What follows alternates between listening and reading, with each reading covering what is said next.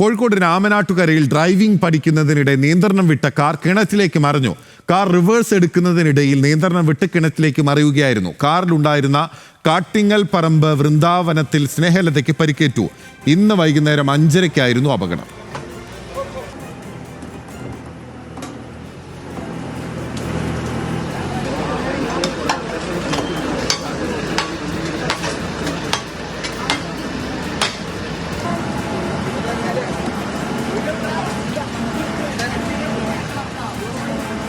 വിശദാംശങ്ങളുമായി അനൽക സീതാണ് കോഴിക്കോട് നമുക്കൊപ്പം ചേരുന്നത്. അനൽക, ഈ കിണറ്റിന് ഒരു ആൾമറ ഉണ്ടായിരുന്നില്ലേ?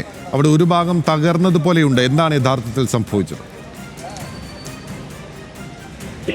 ഇന്ന് വൈകിട്ട് 5:30 കൂടിയിട്ടായിരുന്നു ഇത്തരത്തിലൊരു അപകടം ഉണ്ടായത്. കോഴിക്കോട് രാമനാട്ടുകരയിൽ പെരുമുഖത്ത് ഡ്രൈവിംഗ് പഠിക്കുന്നതിനിടയിലാണ് ഇത്തരത്തിൽ നിയന്ത്രണം വിട്ട കാർ കിണറ്റിലേക്ക് മറയുന്നത്.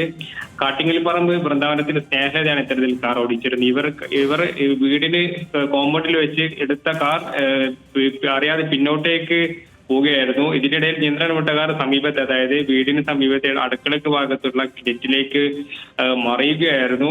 ഈ മറിഞ്ഞ ഘട്ടത്തിലാണ് കാറിന്റെ ഭിത്തികളടക്കം പൊളിച്ചിട്ടാണ് കാർ ഈ കിണറ്റിലേക്ക് പതിഞ്ഞത്.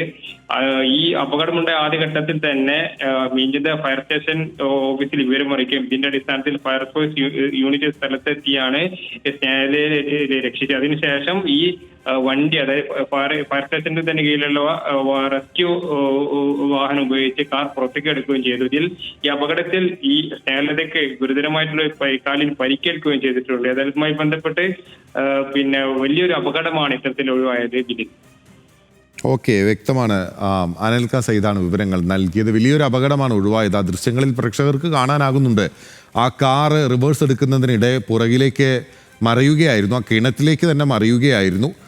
എന്തായാലും വലിയ കാര്യമായ പരിക്കില്ലാതെ ആ സ്ത്രീ അവിടെ നിന്ന് രക്ഷപ്പെട്ടു. ഡ്രൈവിംഗ് പഠിച്ചുകൊണ്ടിരുന്ന സ്ത്രീ രക്ഷപ്പെട്ടു എന്നുള്ളത് വലിയ ആശ്വാസകരമായ കാര്യം തന്നെയാണ്.